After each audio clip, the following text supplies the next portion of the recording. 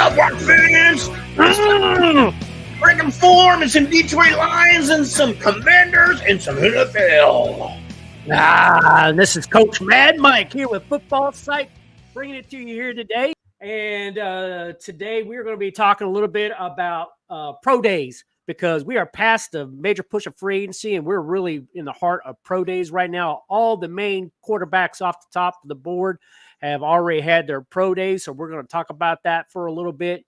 And then we're going to go in and we're going to start talking about those quarterback needy teams and what they might do in the 2024 NFL draft. And then we're going to get into what's so significant about the top 30 visits that are happening right now with teams as we get prepared for the draft. And then as all the owners' meetings came to a conclusion and the competition committee had a chance to reevaluate rules, we have a few rule changes that we'll briefly at the end kind of go over real quick. Just to make sure we're going to crush those. Oh, yeah. All right. So let's get into it, Lord Sarge. Let's get the chart up. We're going to chart up. First of all, let's go over the schedule here a little bit. So, updated schedule. We are past the owners' meeting and the competition committee stuff, and we are starting on Monday there, Lord Sarge. Teams who have a new head coach can start their off-season conditioning program and start to get to know some of these players. And that means my Commanders could start. And I don't know if they are starting on that day, but they can start as early as 1 April. For those that have, like the Lions, who have returning coaches, y'all can't start nothing until April 15th. Right. After you do your taxes. Yeah. All right. All right. So let's talk about pro days here a little bit. I'm going to take this screen down because we're going to come back to it later. All right. Let's talk about the pro days there, Large Sarge. So one of the ones that was that I had a chance to kind of take a look at is Caleb Williams. And I don't think it's anybody's secret right now where he's going. It looks like he's almost a sure bet to Chicago, unless somebody offers him some absolutely ridiculous offer to move up. I don't see anything that's going to preclude Chicago Bears at this point of taking Caleb Williams with the number 1 overall draft pick. I'm going to agree with you, but I'm going to say, watch out. I think there's a lot of teams out there that are needy and they're willing to put a lot on the line to move up in that draft to pick the quarterback they want. I'm not so sure the Bears will go for Caleb. Even if he's their favorite, they may opt to go for something less and pick up a draft pick. We'll see. But I don't think it's a complete and total lock. Just my opinion. Okay. Well, yeah, that's good. One thing is I think Chicago does need a quarterback. And I do think that just the moves that they kind of made, I think that they're in desperation need. I will tell you one of the things that we'll get to the top 30 visits later on, but that's one of the top 30 visits for the Chicago Bears is Caleb Williams is going to go visit their facilities. That's going to be something that's heavily trot out. Just to give you a little bit about Caleb Williams, I did a little research on him, and as you guys will see some of the of his highlight reel coming up here, he was a 2022 Heisman Trophy winner. He started off his football career at Oklahoma, and he followed his coach from Oklahoma. When he got the job at USC, he followed him. Coach Lincoln Riley followed him to USC. And so he has that kind of history with them. And boy, does he look sharp. Looking at him on film, it's just incredible. He can make all the throws.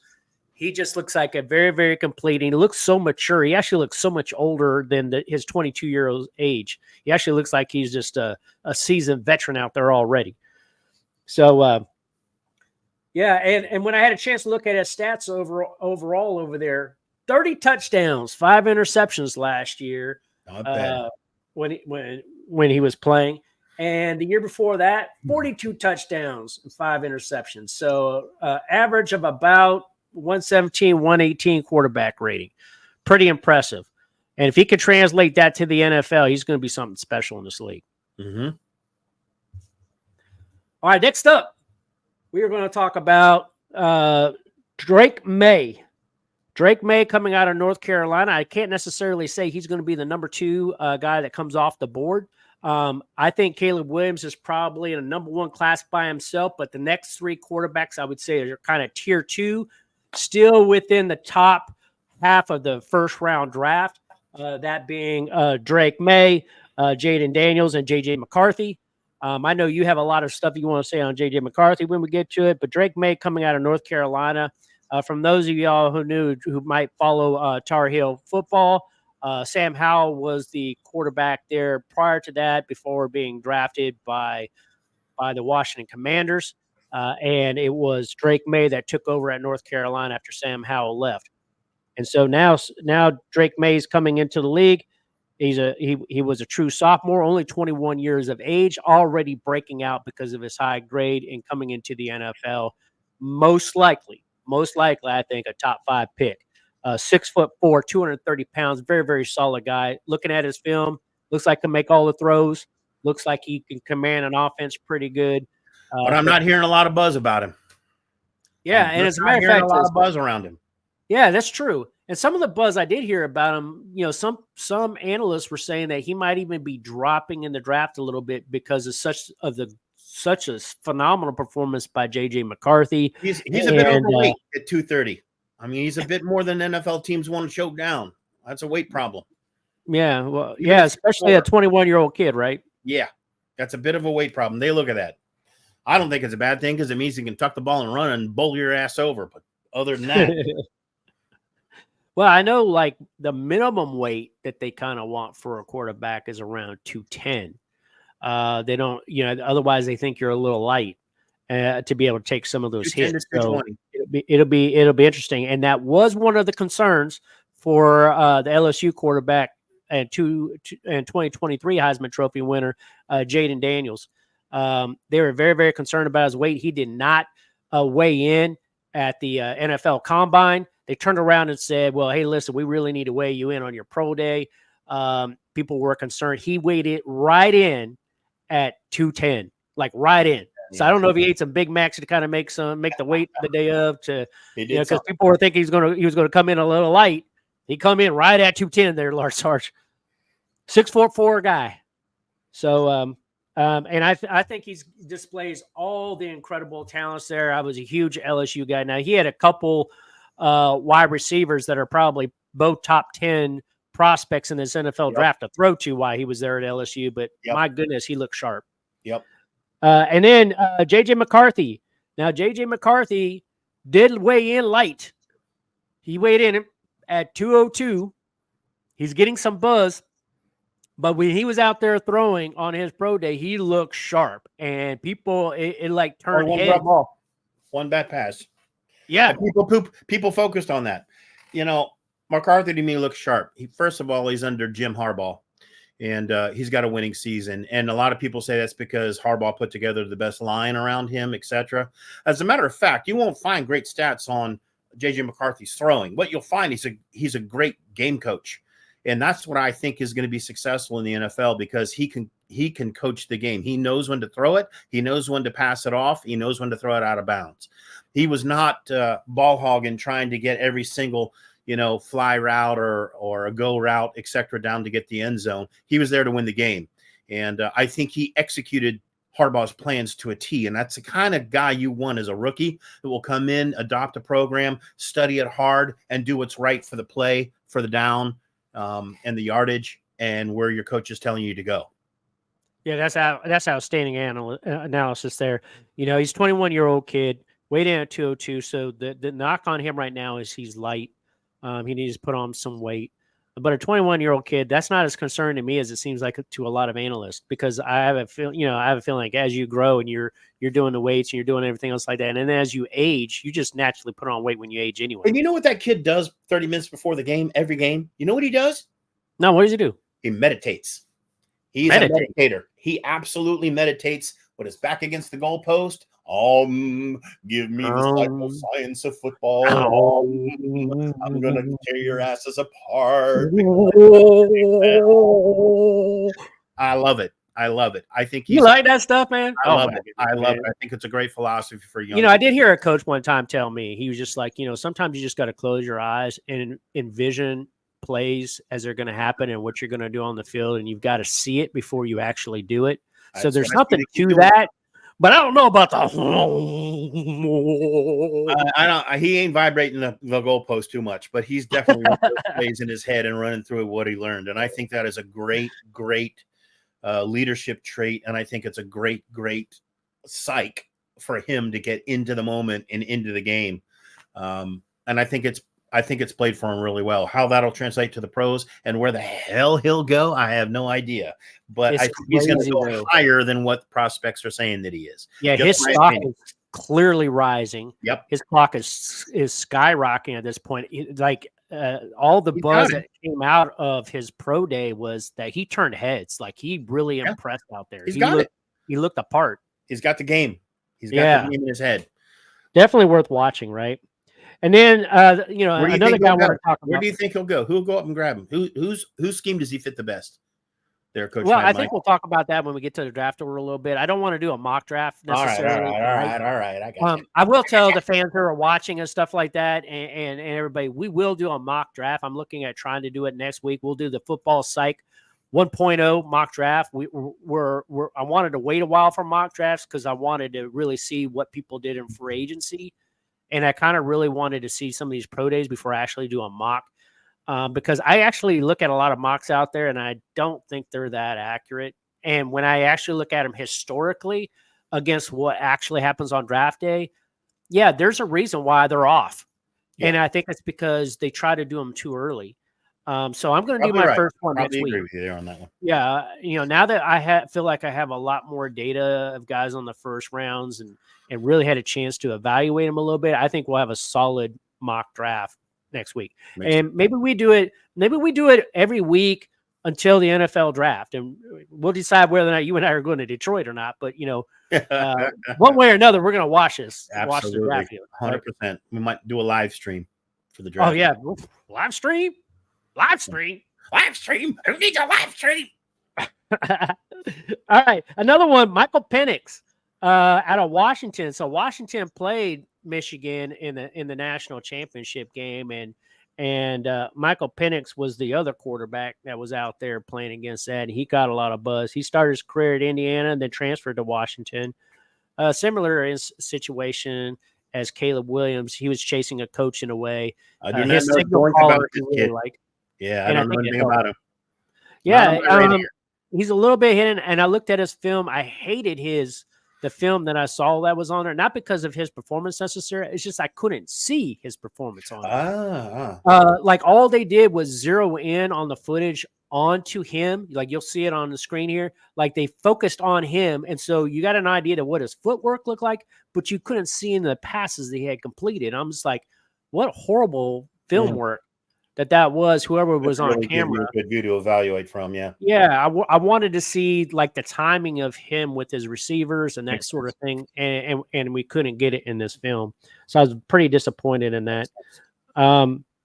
Another one that's I would say is kind of my honorable mention, and I have to say that it's his honorable mention because some people are for some reason thinking that his stock is rising. I'm not sold on that. But it's Bo Nix. Bo Nix out of Oregon. Now, he started his career at Auburn and did very, very well as a true freshman.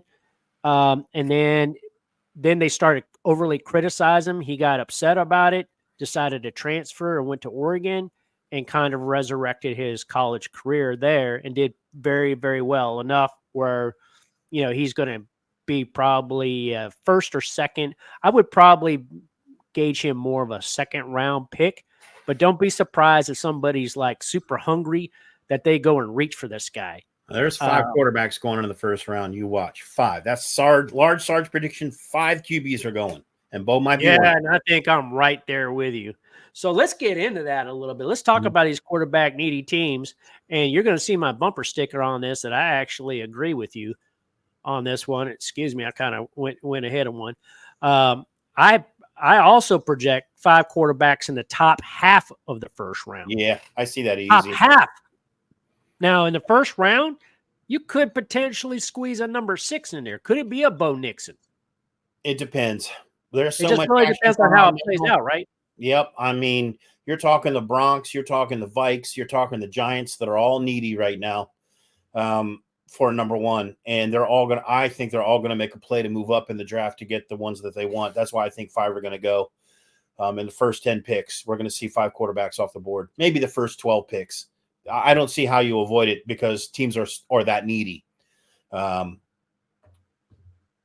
Yeah, I agree with you. You've got Arizona Cardinals pushing down. I mean, they're good with Murray right now. They're looking for a backup. They're not going to move up to pick a 1. The Commanders need to make a pick. The Bears are going to make a pick. New England needs to make a pick. There was a lot of hype out there today for them about what they're going to do in the draft and who they're going to catch. The Vikings definitely need a pick. And why you got Chicago's Bears? You edged it out there. Gotcha. I think the Vikings need one, and the Broncos definitely need a quarterback. What the hell are they going to do without Wilson there? I think they're probably the most likely to barter to get up. Yeah, I think. Well, who'd you say was barter to move up? Broncos. Yeah, I think you're probably right because the Broncos are one of those teams that, they're at that position number 12 that if you snooze, you lose. Right? Because I really believe that the top 3 teams on the board are going QB. Let me throw something out at you there. Coach Mad Mike. Why the hell wouldn't Jim Harbaugh go for his boy with the number 5th pick if he's still available? Why wouldn't he? Huh? Talk to me. Because of who they have already got there. It's still his boy. He trained him. He's coached him. He's got a staff around him. I don't know. I think this is going to be a crazy first 10 picks in the draft. Well, I don't even think we're scratching the surface of the back end locker room deals that are going on. I think there's going to be a lot going on. Yeah, I think you're right. What I'm trying to do is I'm trying to pull up the Chargers depth chart right now because I think when it comes to Harbaugh and the quarterback situation, he went there because of Justin Herbert. I mean, he really doesn't have a solid number 2. Exactly. I mean, so if he wanted to and let his boy develop, that's certainly a possibility, right? That's a Harbaugh move. It's got Harbaugh written all over it, in my personal opinion, but we'll see. He might go earlier. I think his star is rising, so I think he may go earlier in the draft. But if he's still available when it comes down to the Chargers pick, I'm betting Harbaugh goes for him. Oh, wow. That's a prediction, huh? Yep. Yeah, because that's not even a team need according to our little chart right here. Nope. Right? Nope. But you think Harbaugh would pull that trigger, huh? Yes, I do. Wow. 4 years with a kid. Prediction. Are you kidding me? Yeah. It's a bold prediction, but you might be down. There is not a good number 2. So he would be a great fit in there. And plus he gets to train behind Herbert. I mean, that'd be a great fit, but we'll see. We'll see. Yeah. It's very interesting because I think that everybody's eyes right now is on the number 2 pick with the Washington Commanders, because of that second tier. No one right now really knows if it's going to be Jaden Daniels, Drake May, or JJ McCarthy. McCarthy's coming on so hot right now that if you would have asked me a week ago before his pro day, wasn't there. Yeah, he wasn't there. Wasn't there in the conversation. It was all about Jaden Daniels or Drake May. Yeah. Now post pro day, everybody's so impressed. Everybody's just like, he could go number 2. I think think May's star has fallen just a hair. Yeah, his might have star, but JJ's has skyrocketed. Yep. And I don't think Jaden Daniels did anything to help or hurt him. He's not going to be the number 1 pick. You don't think so? You don't think the Bears are going to go there? No, I really think that the Bears are pretty sold on Caleb Williams. And I think that something extraordinary is going to have to happen to change that narrative, I think. That means the Commanders are in the power spot there for sure, right? They are in the power spot because whoever the Bears are going to take is who they're going to take. What's left of those next 3 QBs is going to be the Commanders' choice, and that says a lot about the team and what direction they want to go. Yeah, definitely. And I think also what you're going to have here is you have a situation where I don't think any team is going to necessarily move up to number 2 because it'll take a lot to move up to that position. But I think all eyes are on them because that's going to cause a domino effect from there on what teams do. Yep. I think it's after the first 3 picks, it's a crapshoot for teams bidding for number picks 4, number 5, and number 6. Yeah, I definitely think that number 4, the reason why I got the watch symbol there is because that's where things get very, very interesting, right? They might trade that out. Yeah, they could trade out. They could trade down there, pick up some picks themselves because their team need is wide receiver, and they could drop and still get an exceptional wide receiver. Absolutely. They don't necessarily have to pick one there. So if a team wants to move up, let them. Get some Arizona's my team to pick to drop down in the draft. They're going to trade away that number 1, in my opinion. And the question is, out of the Broncos, Vikings, the Jets, the Giants, the Chargers, who's going to take it? That's my real question. I think number 1 or number 2 are a lock because I think the one who has the most. I think the team that has the most draft capital that can make a move and be the boldest one out of the group is the Minnesota Vikings because they have 2 number 1 picks. Mm-hmm. And that's a powerful position to say, yeah, I'll take that number 4, please. Yep, exactly. So it's going to be good. It's going to be good. It's going to be crazy. And they desperately need a quarterback after losing Kirk Cousins. After the debacle of Cousins. Oh, my God. I agree. What you got next there? So the next thing I kind of want to show on there is the status of teams of top 30 visits. Now, this is not something, this is kind of can be a snoozer for some people, but I put it out here because I think that this is something that's emerging in the National Football League that's not such a snoozer anymore, right? And it's significant enough, I think it's worth mentioning. Gets a lot more attention now. Yeah, a lot more attention now, and it's gotten a lot more interesting. And I think it's another part of the strategy of the offseason that used to not be talked about at all. Top 30 visits this year seem to be extraordinarily big. So far, I kind of did a look on which ones have been reported. There's teams that have anywhere from 2 to 10 players currently scheduled for visits. And this is a really interesting thing to look at. The only quarterback so far the Bears are actually looking at is Caleb Williams. Huge shocker there. But I will tell you one that I found that was very interesting. And that was the New York Giants, because the New York Giants have already scheduled visits, and they hold the number 6 overall pick. If we go back to that slide, New York Giants there at the number 6, and that's why I gave them the Watt sign, is because they are bringing in visits. They're bringing in J.J. McCarthy and Drake May. Mm-hmm. You watch. So it could be if one falls to them, or they could be looking, maybe I move up to number 4 because I won't have to give up a lot to move up 2 spots. Right. To get the guy I want. I think there's a lot of play between 3 and 5. I think there's going to be a lot of backroom deals going on. Oh my goodness. And the Giants need somebody, so yeah. And the Giants need somebody. 1 and 2 are out of question. It's really 3 through 5 that's coming up, and I think these visits go a long way to doing that because they actually don't just get to watch stats and watch film. They actually get to meet a guy, find out how his brain works. The entire team gets to meet him. They get to see the facility and all that kind of stuff. So I think it's very important. Yeah, I think so too. So let's go over what a top 30 visit is for those fans who might not know what that is. If you do, just bear with us because I think it's worth rehashing. Maybe you don't know one of these points, but each team can have up to 30 player team visits. Now, they say top 30. Top 30 is kind of a little bit of a misnomer. It's not like the top 30 prospects that are out there in the draft. It's who you want to pick to come in and visit you. So it's your list of 30, and they don't have to be your top 30 prospects, right? It's 30 guys you want to take a look at, but you're only allowed to take 30 players and offer them team visits. It must be registered with the league, and it must be posted on NFL.com that these are the official visits. You don't want to be a team that's caught violating that this year because everybody's watching. So you get 30, and that's it. All right. What is it? It's a private pre-draft meeting is essentially what it is. But you can do a lot of things at this meeting. You can visit coaches. You can visit players of that team. Excuse me.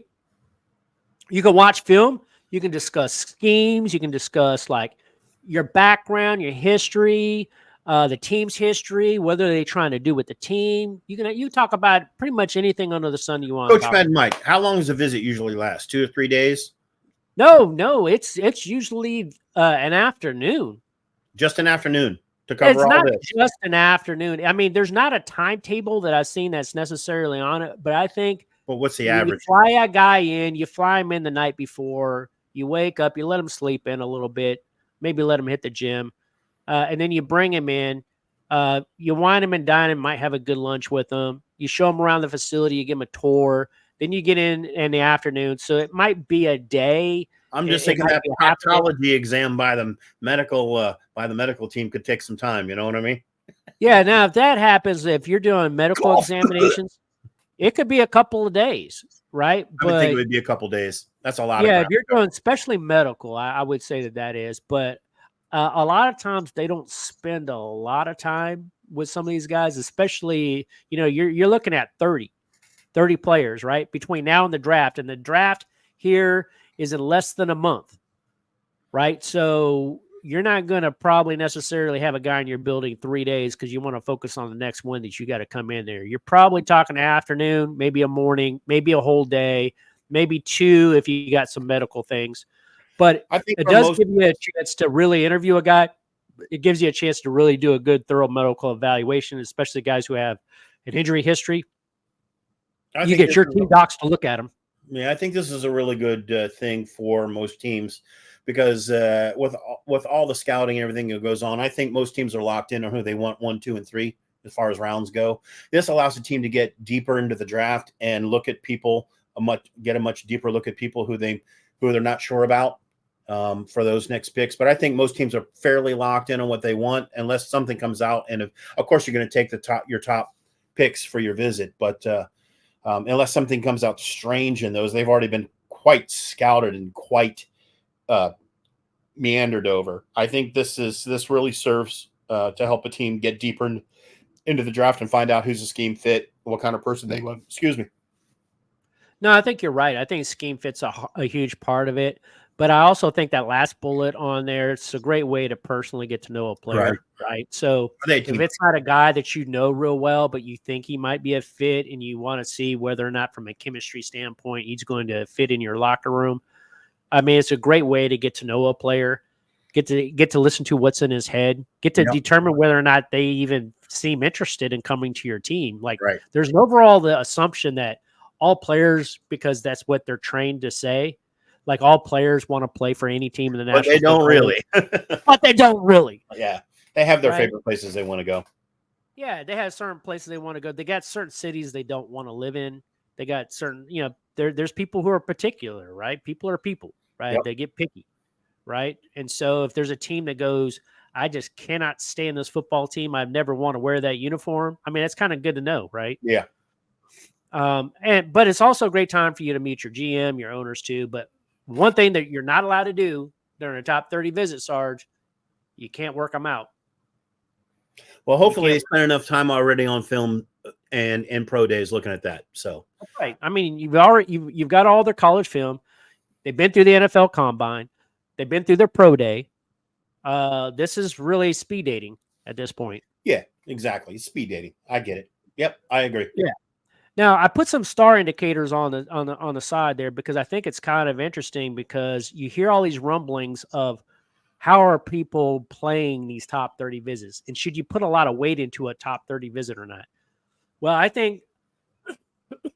certainly think that there's value in doing a top 30 visit 100%. Just to get to know a guy. 100%. Right? And it may be an indicator, but you just never know. Like, because if you're looking at a third or fourth round guy, the guy might not be there when it's time for you to pick. Right? But it could be an indicator because they visited with the guy that they're interested and they're probably going to try to draft the guy. Mm-hmm. Right? Yep. But then there's a talk of, well, is that just a smoke screen? Right? Is there some deception and some playing in that? I think once you're past the third round, I don't think anyone's going to say, oh, I don't want to come to the Commanders or the Lions. They're going to be like, oh, hell yeah, I want to be in the NFL.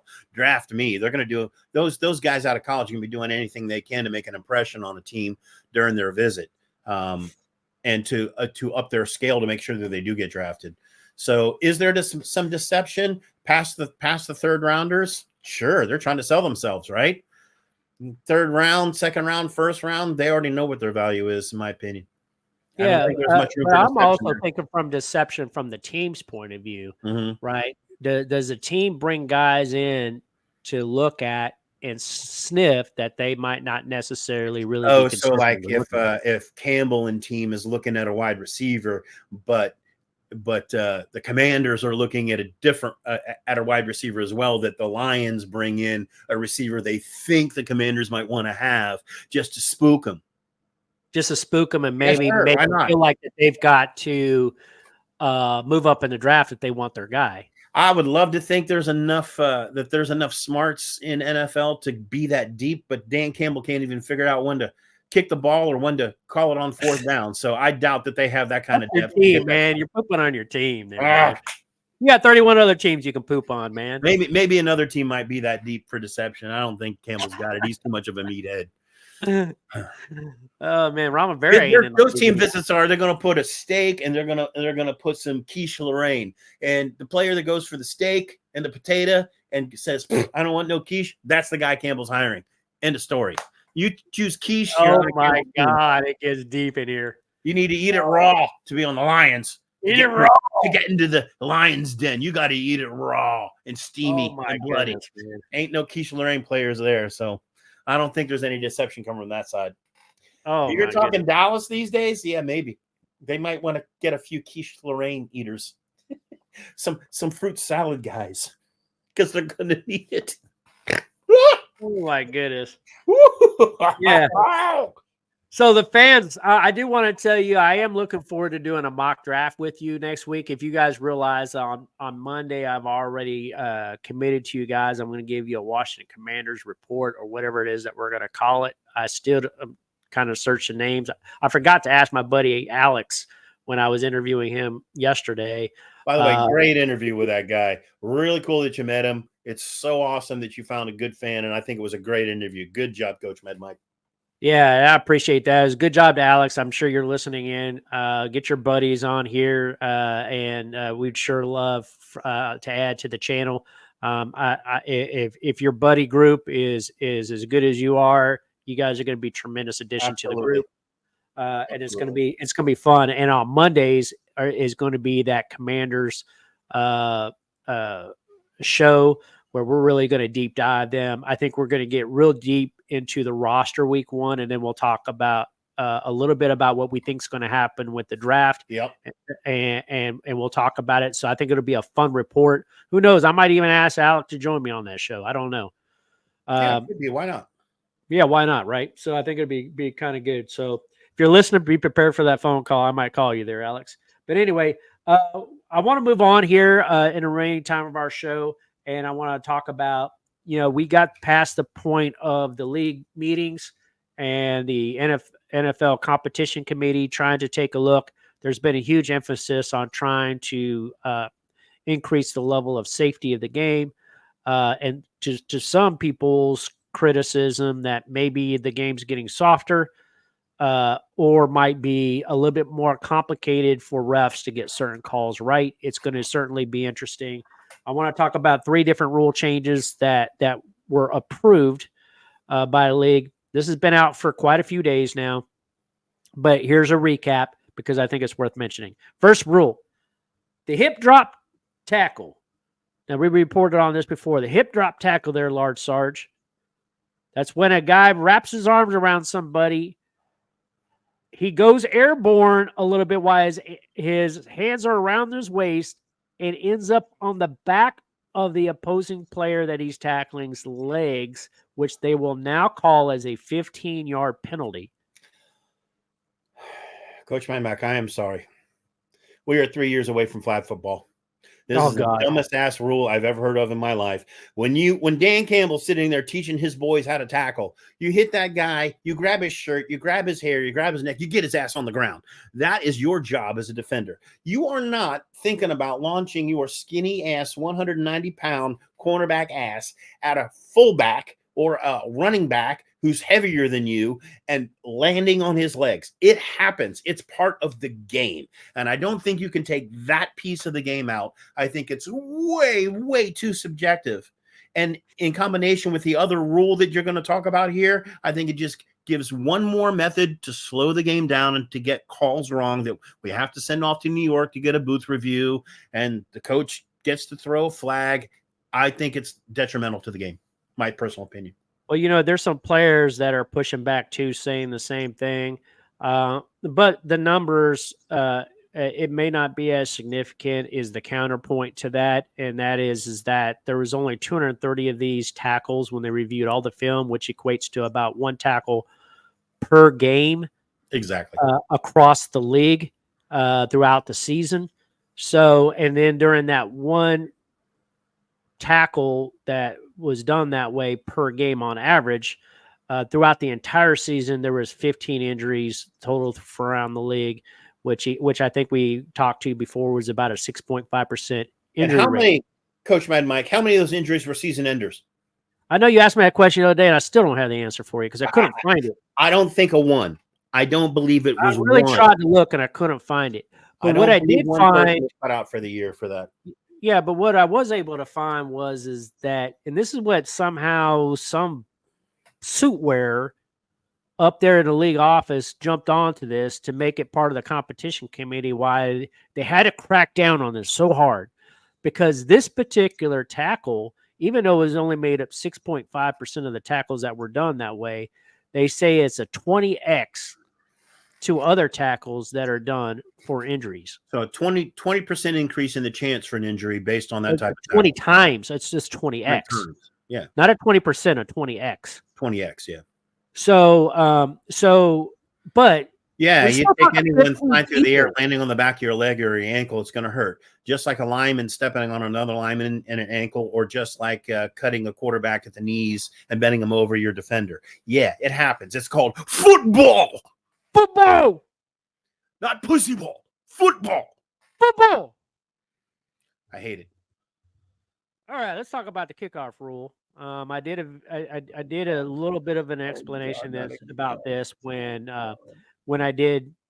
It's not a short video, but I kind of did a short video.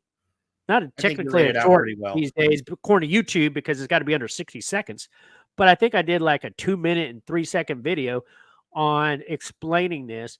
And for all of you fans, you guys have probably looked at other sites to kind of figure this thing out. Very, very similar to the XFL that the UFL is going to be able to do this year as well, but the NFL is going to adopt it. And so you get an opportunity, and you'll see the film clips come up on here about what that is. It's an interesting dynamic. And I think it's really going to boil down to whether kickers kick off out the back of the end zone and just take it, let teams take it on the 30 instead of 25, or if they really think that their special teamers are going to stuff them inside the 30 where they get some more of a different advantage. The overall synopsis of analysts is that teams will try to play this in order to back teams further up. But it's going to be interesting because I think the analytics, about halfway through the season, I think the league will figure it out.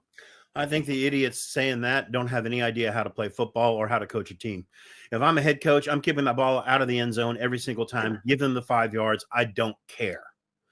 I don't care. Give them the 5 yards. If I'm a half decent coach and I've got a D, the 5 yards doesn't matter. If they're going to drive down and score, 5 yards is not going to make a difference. I'm kicking it out. I'm taking it off the field. There is going to be no return game. As a matter of fact, I think the percentage of returns that they're hoping that they'll see based on what they saw in the XFL is actually going to go down and not up, because I don't see any circumstance where any team would do anything other than put it out of the end zone to give it to them on the 30.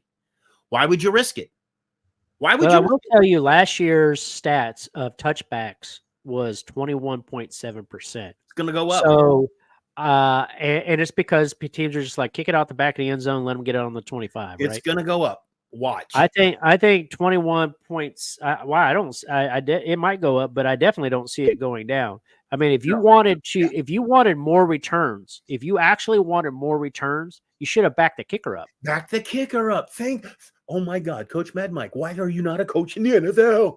Back the kicker up. Because if you keep them right on their 35, I could care less what all the other players are doing. Exactly. I don't care how you line up. If you're going to kick it off from the 35, you're still going to kick it off out the back of the end zone. I want to know what they were smoking at this meeting. And so if you really wanted an increase in special teams play, back the dude up. Make him kick from the 20. Make him kick from the 20 and still put your defense on the 40 and the 30 and do that, but increase the chance of there'll be a kick return. Exactly. With less injuries because the opposing lines are closer. I could understand that a little bit. Right. And I think that's kind of the general census is that what they didn't want to do is they wanted to get rid of just the overall high speed impacts collisions of a guy running full speed down the field and colliding with another player, right? Yep. This here requires you to have to break a tackle and get in there and penetrate in order to make that tackle. And the idea is it will reduce, especially head injuries on a head-on-head collision. How long does it take an average NFL player to get up to his max speed on a 40-yard dash? What, 4 seconds, 5 seconds? No, I think they can do it within the first 2.5 seconds. So the whole argument for them reducing injuries because of speed collisions sucks. It's meritless. My point exactly. Well, I think if you're blocking somebody from 5 yards off, you don't have a chance to get the full speed as a defender to necessarily hit. Remember, the offense has got one more player up there than the defense does because there's 2 people back. So there's an odd man on the offense on the kicking team plus on that one. Well, the way that they balance that out is a kicker can't pass the 50-yard line. Right. After he kicks. So he's kind of almost like a safety at that point once the ball's kicked. Which is right. So stupid because the kicker's never going to catch a wide receiver or running back who's caught the ball and broken free. He's never going to cut the angle. Yeah. And usually it's embarrassing to watch it happen anyway because it's going to be they just put a simple juke on him and he looks stupid. It's going to be embarrassing. Yeah, it's usually embarrassing. I just think this is a horrible move for the league. I don't think it was well thought out at all. I don't know what they're trying to accomplish. And I hope that this year's stats will prove them wrong and they'll change it back in 25. Well, you know what? They said that this was a 1-year trial period. Yeah. Thank God. So that's the only saving grace in this. It's the only saving grace in it because if it's an epic failure, they're going to change it back. But if they like it, or maybe they do some kind of change like I just suggested. Maybe they look at it next year and go, you know what, maybe we need to back up the kicker because maybe we didn't have as many special teams plays as we wanted, and we need to back these kickers up. Yeah, and if you really want to get returns going, you have to do that because the kickers these days, the guys that they're getting and powering their legs, they're going to put it out of the end zone every single time. So you have to back them up so that there's a higher chance that a return could be made. And if you're worried about the injuries and the speed of collision on the injuries, then you back the kicker up and you do the 40-yard line, 35-yard line deal. But you make sure that ball stays in play or has a much higher percentage chance of staying in play for a return. And since there are no fair catches, I mean, I don't get this. I don't know what is this. Are they trying to increase ratings? Is this what this is? Is it about money? It's surely not about playability in the game. One of the things I heard them say was what they wanted to try to do was they wanted special teams to be a bigger part of the game because, again, only 21.7 of kickoffs actually resulted in a return. And the fans made a comment that they find those plays exciting. Back the kicker up. Yeah, I agree that we're probably going to do. I mean, obviously, we're past the competition committee in the annual meeting this year. I think we're still looking at 21.7 or a higher percentage of that. I don't see a significant when I mean higher percentage, I mean a higher percentage of touchbacks, not a higher percentage of returns. Yeah, you don't agree. I think what they want is a higher percentage of returns. 3 games of preseason will give us a clue on what coaches are thinking, how they're going to adopt it. Yeah. So let's talk about the last rule here that I have, and that's the declaration, which I think is the stupidest thing. Let's have a declaration. We're going to have a declaration when we want to make an onside kick. It is now illegal in the league. It is now illegal in the league to do a fake onside kick. Hey, I have an idea, Coach Mad Mike. Why doesn't the offense on the sideline hold up a sign to show what play they're going to call before they run the play? Oh my God! On offense, why don't they just hold up a sign saying we're going to do this? We're going to do this. Stop. Are you ready? Are you sure you're ready? Because I'm about ready to run. Are you sure? Are you ready now? Why don't they do that? Why? I mean, I don't get it. You just take all the interest out of the game. So for me, because you're trying to do it. I can't make this thing go anyway. So I just think it's dumb. I think it's stupid, but apparently now the rule is you cannot do a onside kick unless a few things happen. Number one, you got to make your declaration. You got to let the other team know, I'm kicking an onside kick. Prepare yourself. Are you ready? Okay. The second thing is you cannot do an onside kick unless it's the fourth quarter. That's right. And you cannot do an onside kick unless you're trailing. Yep. All those conditions have to be made with your declaration for you to be able to do an onside. I have an idea, Coach Mad Mike. Just get rid of the onside kick. What's the difference? I mean, I don't understand this. Low percentage.